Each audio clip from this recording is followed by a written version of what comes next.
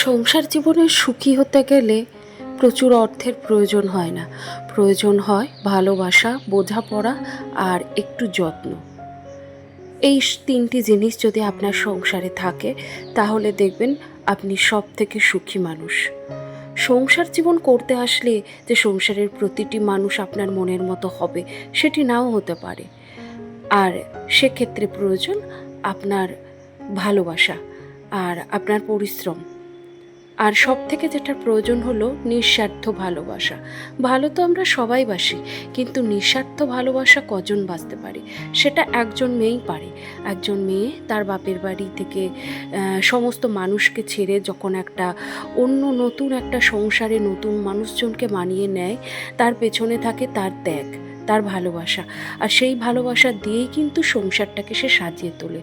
একজন নারীর ভালোবাসা দিয়েই কিন্তু একটা অন্ধকার মহলকেও আলোকিত করে তোলা যায়।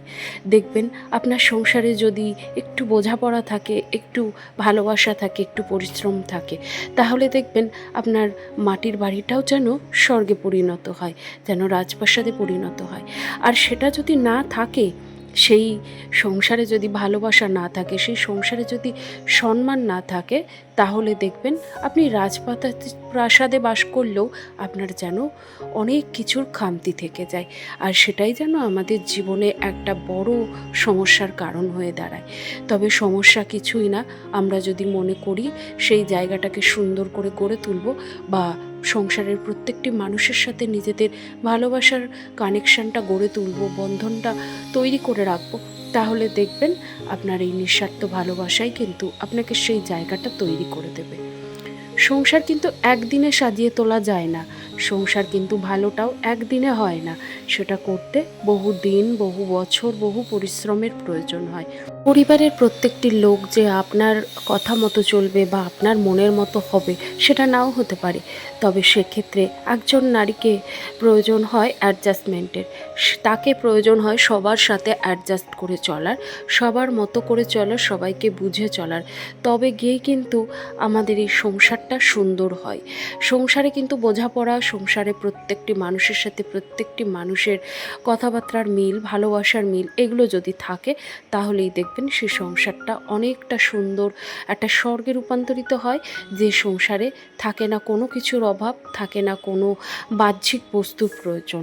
সেই সংসারটা এমনিতেই সুন্দর হয়, যেটি আমাদের প্রত্যেকটি মেয়ের একটা স্বপ্ন থাকে। আর সেই স্বপ্ন নিয়েই কিন্তু আমিও ব্যতিক্রম নই। এইভাবেই কিন্তু, এই স্বপ্ন নিয়েই কিন্তু আমিও সেই ছোট্ট 16 বছর বয়সেই কিন্তু সংসারে এসেছি এবং একা হাতে সমস্ত কিছু গুছিয়ে করার চেষ্টা করছি। সবার মনের মতো হওয়ার পরীক্ষাটা এখনও চালিয়ে যাচ্ছি। তবে জানি না কতটা লক্ষ্মীমতী হতে পেরেছি বা কতটা সংসারিক হতে পেরেছি। সংসারিক তো সে যে সবাইকে নিয়ে চলতে পারবে, সবার খেয়াল রাখতে পারবে, সবাইকে ভালোবাসতে পারবে নিঃস্বার্থভাবে। তো সেটাই করে যাচ্ছি। আপনাদের আশীর্বাদে হয়তো আগামী দিনের পথটাও সুন্দরভাবে পাড়ি দিতে পারবো। Hello everyone, good evening. কেমন আছেন সবাই? আশা করি সবাই খুব ভালো আছেন, আর আমিও ভালো আছি। আমার আরও একটি নতুন ব্লগে আপনাদের সবাইকে স্বাগত জানাই।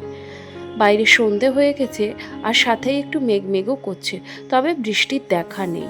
ওই মাঝে মধ্যে ঝিরিঝিরি কয়েক ফোঁটা বৃষ্টি পড়ছে, তো আবারও বন্ধ হয়ে যাচ্ছে।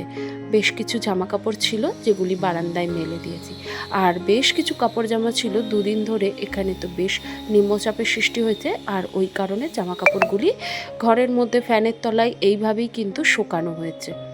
সেগুলিও তুলে এনে রেখেছি। তার আগে ওইদিকে সোনাকে আর সোনার বান্ধবীকে চা করে দেবো। আপনারা তো জানেন সোনা কিন্তু নেল এক্সটেনশন করছে, আর সেইখান থেকেই তার একজন মডেল, মানে তার এক বান্ধবী এসছে, তার হাতে করছে। তার আজকে মানে ওই মডেলের ওই উপরে এগুলো করতে হচ্ছে, মানে এগুলো একটা খুব ছোটোখাটো পরীক্ষা বলতে পারেন। তো সেটাই চলছে, আর সেই সাথে আমিও ভাবলাম তাদেরকে একটু সন্ধ্যাবেলায় চা করে দিই, আর নিজেরাও এখানে চা করে নিচ্ছি।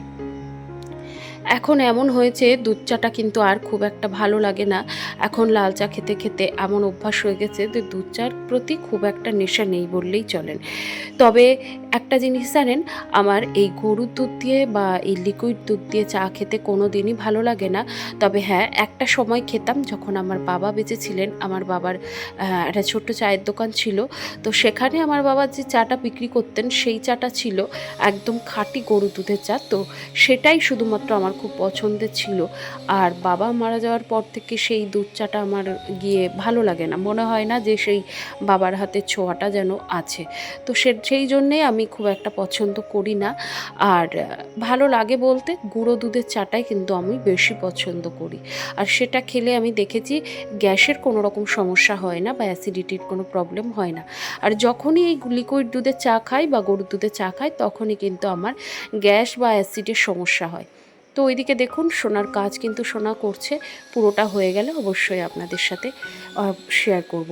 ওইদিকে ভাতটা গরম বসিয়েছি আর একটু ডাল সেদ্ধ বসিয়েছি। দুপুরবেলায় সেরকম কিছু রান্না হয়েছিল না, ডাল ভাতই করেছিলাম, তবে ডালটা ফুরিয়ে গেছে, তো সেটাই এখন সেদ্ধ বসিয়ে দিয়েছি। আর এরপরে আমার সোনা আজকে যেহেতু বাড়িতেই রয়েছে, আজকে তো রবিবার, আর এখন ঠিক ওই সন্ধ্যা 7:30 মতো বাজে। আর আজকে তো রবিবার, সোনার পড়া নেই, তো যে কারণে নখের ক্লাস ছিল। আর তারপরেই বাড়ি এসে এই যে নখের এক্সাম দিতে বসেছে। আর ওইদিকে আমিও ততক্ষণে ভাবলাম জামাকাপড়গুলো গুছিয়ে নিই, আর এরপরে ওর জন্যে কিছু হালকা ফুলকো টিফিন করে দেবো, মানে যেটা ওর রাত্রিবেলায় রাতটা আর কি কভার হয়ে যাবে।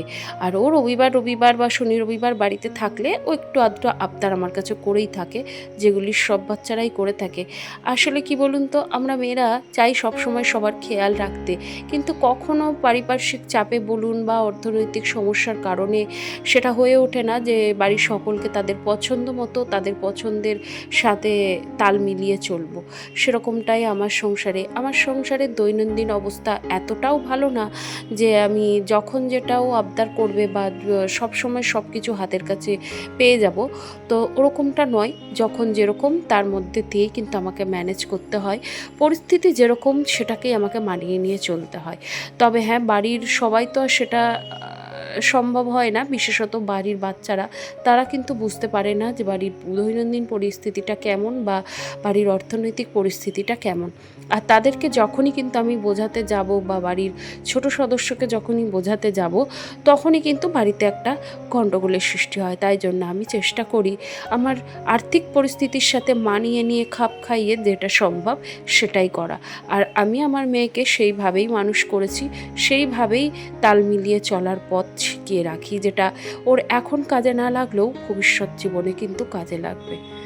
যাই হোক, ফ্রিজের মধ্যে 1 টুকরো থেকে 2 টুকরো মতো সলিড পিস ছিল। প্রত্যেকবারই মাংস আনার সাথে সাথেই আমি কিন্তু 1-2 টুকরো সলিড পিস ওর জন্য রেখে দিই।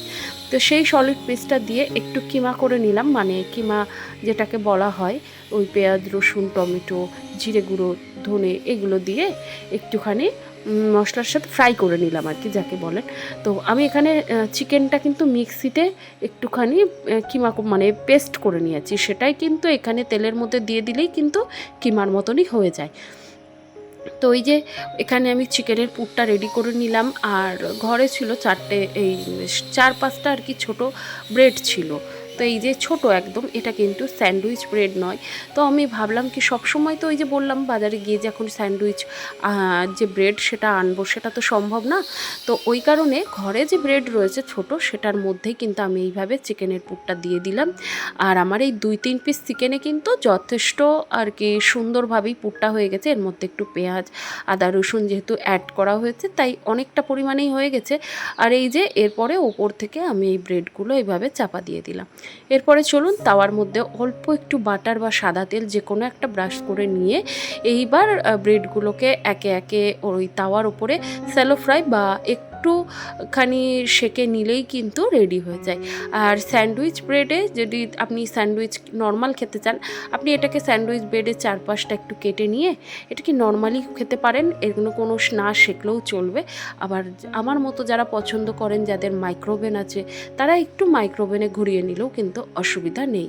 তো তো এভাবেও হয়, তবে আমার কাছে তো ওই সমস্ত জিনিস নেই, মানে আধুনিক কোনো কিছুই নেই, শুধু মিক্সার গ্রাইন্ডার ছাড়া আমার কাছে কিন্তু সেই রকম আধুনিক স্টাইলের কোনো কিছুই নেই। তাই আমি এইভাবে তাওয়ার উপরেই কিন্তু স্যান্ডউইচ করে থাকি। আর খেতে বা স্বাদের খুব একটা হেরফের হয় বলে তো আমার মনে হয় না। তো যাই হোক, চলুন স্যান্ডউইচ রেডি, এবার আমার সোনাকে দিয়ে দিই। আর রাতও অনেকটাই হয়ে গেছে, ওকে এটা দিয়ে খাইয়ে এখন কিন্তু ও যাবে পড়তে বসতে। তো যাই হোক, আমার আজকের ব্লগটি আপনাদের কেমন লাগলো অবশ্যই কিন্তু একটি কমেন্ট করে জানাতে ভুলবেন না। যদি কোথাও ভালো লেগে গিয়ে থাকে প্লিজ একটি লাইক করে দেবেন। আর আপনি যদি আমার চ্যানেলে নতুন হয়ে থাকেন চাইলে চ্যানেলটিকে সাবস্ক্রাইব করে আমার পাশেও থাকতে পারে। তাহলে চলুন আজকের মতো আসি, সবাই খুব ভালো থাকবেন।